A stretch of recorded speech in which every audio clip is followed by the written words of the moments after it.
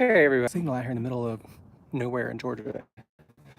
But we are at Andersonville, and I wanted to give you all a little tour of Andersonville because it's one of those historic sites that always kind of draws me back, I guess, and I think, there's a lot of historic sites that have a power to them.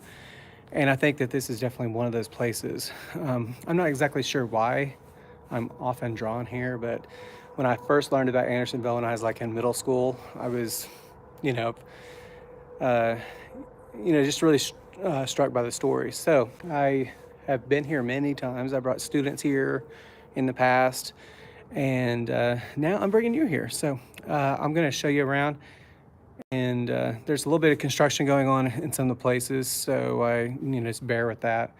But we are right now we are in one of the entrances to Andersonville, a reconstructed entrance. And for those of you that don't know what Andersonville is, it was a Confederate prisoner of war camp here in Southwest Georgia.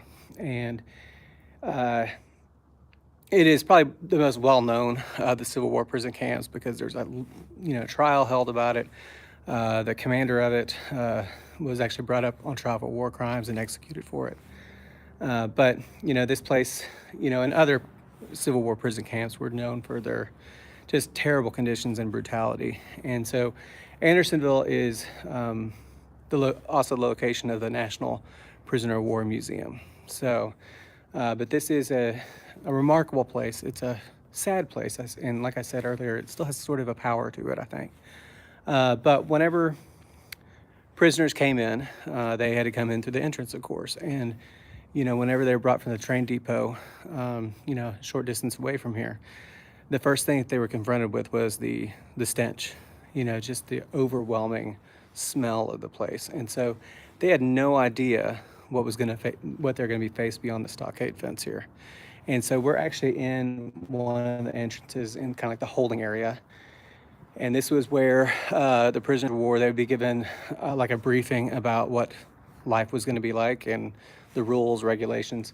And they were also given the chance to swear their allegiance to the Confederacy. And if they did that, and if they chose to switch sides and fight for the Confederacy, then they could, not have to go through this gate, because what was beyond this gate was like a living hell. So we are going to, take a little tour of the area. The interesting thing is the geography hasn't changed incredibly. Obviously there wouldn't be any grass on the ground because that would have been, basically pulled away by the prisoners. So it was like a dusty mess, and when it rained, it turned into just like a mud pit.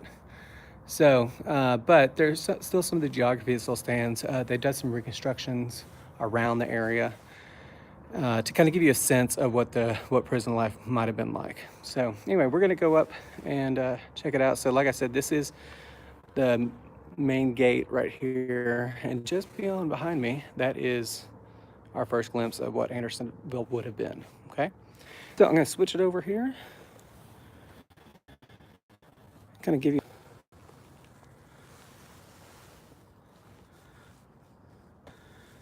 So that's the door they would have come through.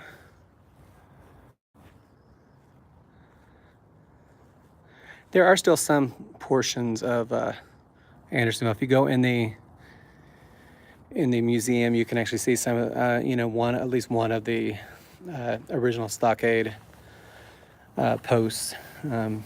These aren't original, of course. These are all reconstructions. But right up there, that would have been one of the guard houses. But as prisoners came through, this is what they would have seen. And so they would have seen just a massive humanity here because, in its brief existence of 14 months, it had about 14,000, or not 14,000, over 45,000 people that passed through its gates. And along the way, there's about 13,000 people that lost their lives here due to malnutrition, just the physical effects of this place. So what we have here, this area right here, these posts are known as the dead line, and prisoners were told that they were not allowed to cross the dead line. If they crossed over, then they would be shot by one of the guards up in one of the guard towers. And so this was like a measure of security so that the prisoners wouldn't storm the gates. So, but now right down there, you'll see kind of like almost like a valley. And this is like the water source for the prisoners. This was, ironically enough, named Sweetwater Creek, which was anything but sweet whenever the prisoners were here. But part of the reason why they chose this location is because they wanted some sort of freshwater drinking source, for the prisoners. And so there's a small creek that ran through this area. And so the creek goes from this way all the way over that way. And, basically it was contaminated almost from the moment prisoners started entering, because it's kind of a sluggish creek even today. And this was supposed to be their source of drinking water and also where they're supposed to go to the bathroom as well.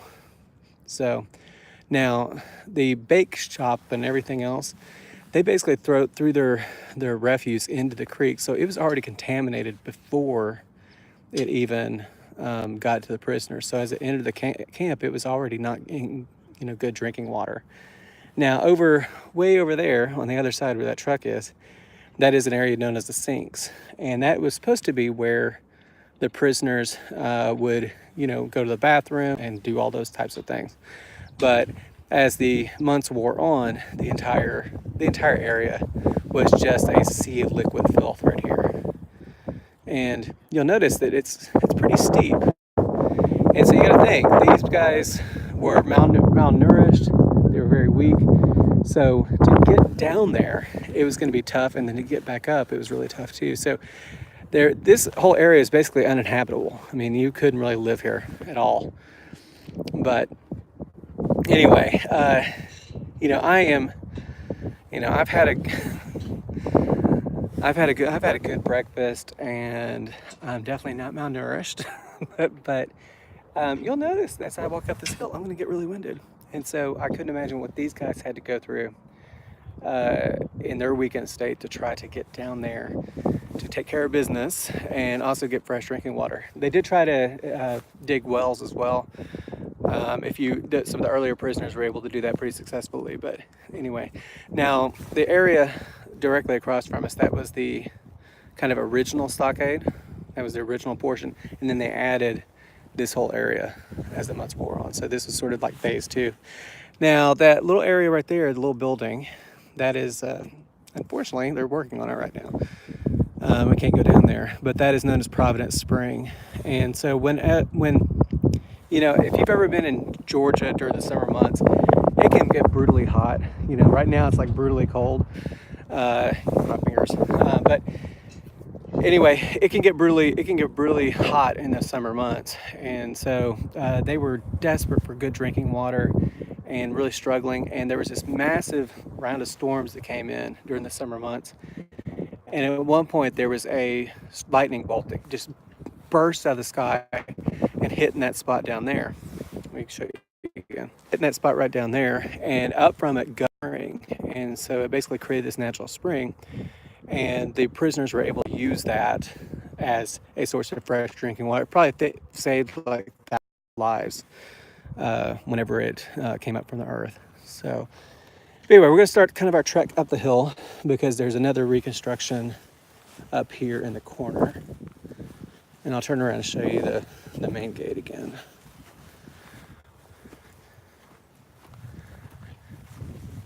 Lord, I'm already winded. But I mean, it's one thing people often forget is just the environment that these guys are living in. I mean, it was, like I said, this grass would not have been here. It would have been just dirt, mud, depending on if there had been rain. So here's the reconstruction of the main gate right there. Give you an idea. And then but this would have been, all dirt. It would have been filled with crude huts that they had constructed out of anything they could really get their hands on. Pardon my heavy breathing. I'm from Florida and I'm not used to cold weather. It's like 30 something degrees right now. So luckily, at least I've got good boots on. I'm gonna keep my feet dry. But right up there in the corner, this is a reconstruction of like the corner of the stockade. Excuse me. Now, if you ever come here to visit, some things to look out for are the anthills, because they have fire ants here. So in the summer months, be really careful. And also around where the creek is, they don't encourage people to walk down there because of snakes. So I don't think I'll see snakes today. I hope not.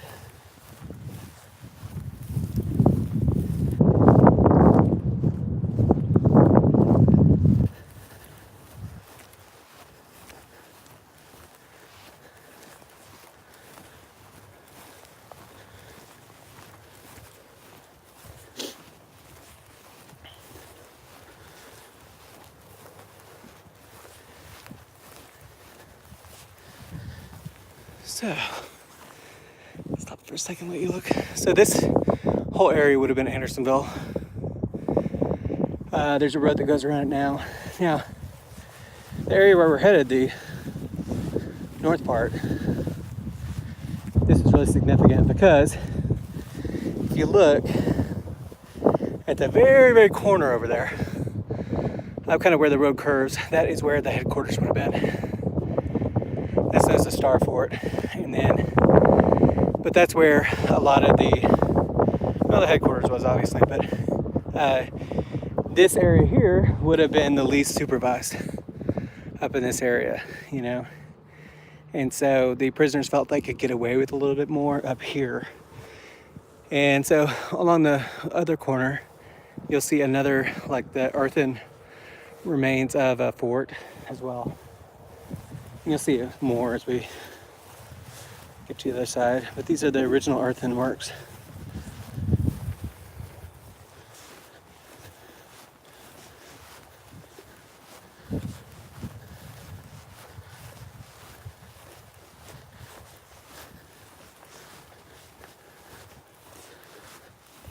I'm so glad I changed my shoes because it was like, I just had like sneakers on earlier, but my feet would have been soaked by now. Look at me here, like kind of complaining, and these guys went through it. Actually, there are also women here. There are at least 2 women that I know of. I've heard 3, but I can't find much about the third one. But there were 2 women at least 2 women that came into the camp. They came with their husbands. They disguised themselves as men. One woman even gave birth. You know, she was like 4 months pregnant whenever she arrived into the camp or in the prison. And she ended up giving birth here in Andersonville. And a doctor who was kind of circulating around, he went in, thought they heard a baby crying. And so they went in and they found her with her child, her newborn child. And she had been doing everything she could to feed the child, but wrapping it in tattered remnants of clothing. So they ended up moving her out, to a farm about 2 miles away, kept her husband in here. But eventually, I think her husband did survive, though. Whew, sorry I'm so winded. It doesn't seem like it was that steep up there, but it is. Dang it. I think it's a sign I need to start running. Doing more exercise. Anyway, so let's see. This is the stockade. The reconstructed stockade right here. Sorry if I was bouncing y'all around a little bit. But here is the reconstructed portion. And it's just to give a brief glimpse into what the life might have been like. One thing that you won't get is the smell. I don't think they pumped that in. But gives you an idea of kind of like the shelter that they try to use, because they weren't given anything. there was nothing that they were provided. And so they had to use whatever they could get. Sometimes it might have been dead prisoners' clothing. And so, they were, the conditions were very grim here.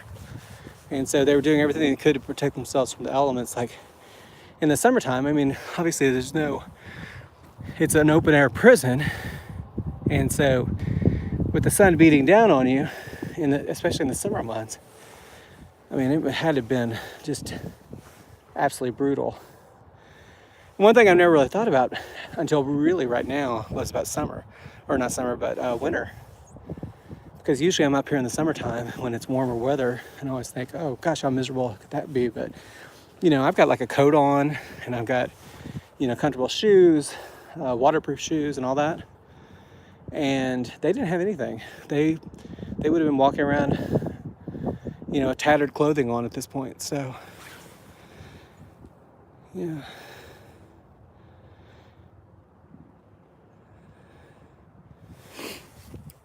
But anyway, so these are some examples of the, what they might have had. And then you see the guard towers up there. And of course, all this, again, is reconstruction, just to give people an idea of what it looked like.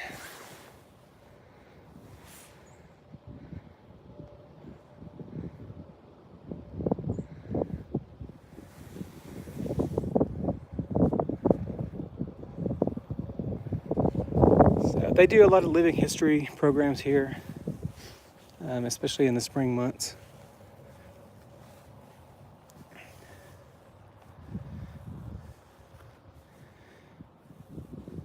So, but you see the dead line again. You see how all these tents are bunched up against the dead line. Now, one reason why they would be maybe bunched up against the deadline is because, of a certain activity, which would have been tunneling. And so we'll get to tunneling in a little bit, but, they tried to dig wells, they tried to do everything they could to survive. And so, if they could dig wells, that's what they did, but they also tried to tunnel out. We don't have exact figures of how many people really escaped. We're not totally sure. It was a minimal amount of people that were able to escape, like 0.7% maybe. But anyway, so here is what they've done in the historic site is they've taken these poles here just to give you kind of like the perimeter of the area. And so you got the first one would be the stockade fence, and then this would have been the dead line. And so they wanted to give our visitors now sort of an idea of how it worked. So, but along here they've got these plugged up holes, and these would have been either wells or tunnels. And so I think they're all basically labeled historic wells, but they do have these plugged up so people don't fall in them. There is the remains of a tunnel here. So as you're like walking along here, we're most likely walking along a gravesite right now. There is a national cemetery where most of the 13,000 are buried. 13,000 plus are buried. But as you're walking along this area right here, you are most likely walking along a gravesite, because some of these tunnels, did cave in, and so it buried these poor people alive.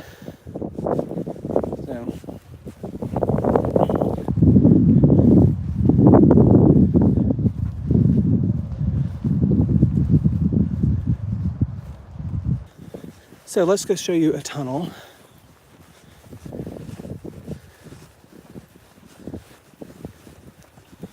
And by the way, that is the Visitor Center and National Prisoner of War Museum.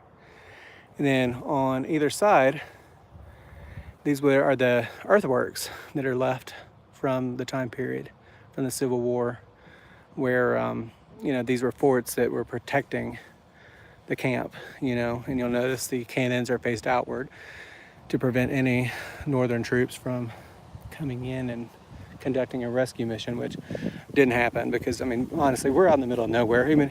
Even now, we are, definitely, it's definitely a trek to get here. Look, this is 40 miles off of the main interstate. So if you come here, you got to be kind of determined to do it. But it is really a nice area. I mean, it's fascinating to be here, but there's also a lot of other places to visit around the area, like Americus, Georgia is close by, and it's a lovely little town. I love it. I always stay at the Best Western Windsor Hotel, which is just, it's like one of my favorite places to stay in my life. And you can also visit Jimmy Carter as well. That's where I'm going to head next, probably. I don't know if I'll do a live feed, but anyway, Jimmy Carter lives in Plains, Georgia, not too far away from here, maybe 20 miles away from here. And to this day, even though he's 94, he's still teaching Sunday school. And so you can actually visit him and get a Sunday school lesson from him if you show up early enough. Like I actually did it last week for like probably the 8th or 9th time.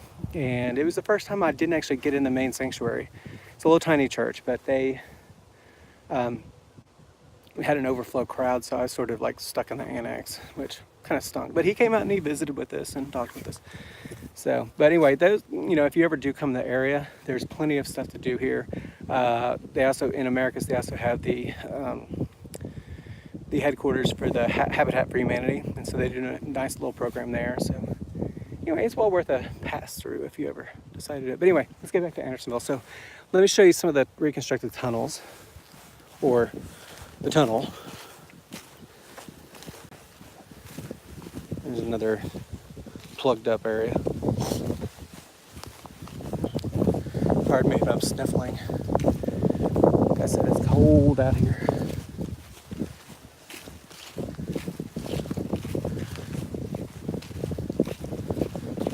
So right here, this would be a sunken in. This area has a sunken in tunnel in it, with a tree growing out of it now. But so here would be, this is what they think is a sunken in tunnel.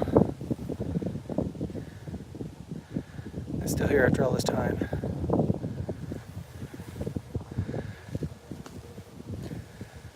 So now they've also put up a lot of monuments throughout the area. And one I want to show you right here is dedicated to somebody that is well known in our history.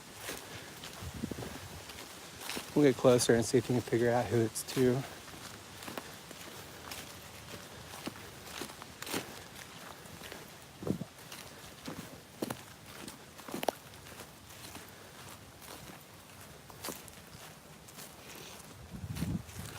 So, if you can tell by the Red Cross, this is dedicated to Clara Barton.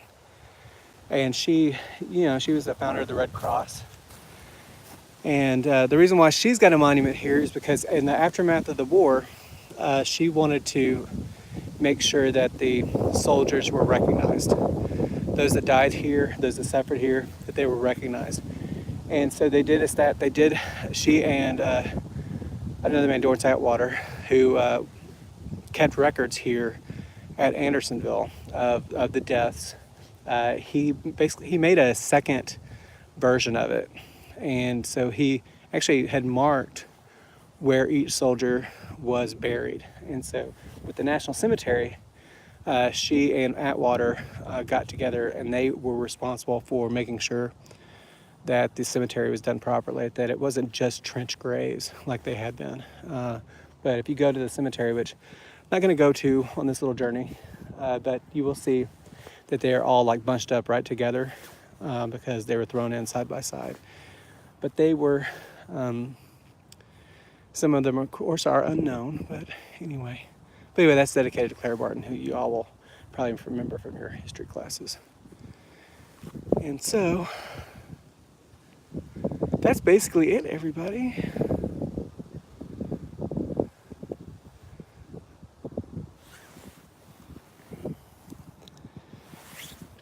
So I'm going to go ahead and get out of the cold because I'm from Florida. Like I said, I'm from Florida and I'm not used to this kind of weather. So anyway, Thank y'all for watching, and please leave comments, subscribe to my other channels. I actually have another Andersonville video up that I created like probably 4 or 5 years ago. But like I said, I am drawn to this place. I think this place has immense power to it, and I'm working on another little project about it, so we'll see how that goes. Anyway, thank y'all for watching, and I'll check in on you later. Take care.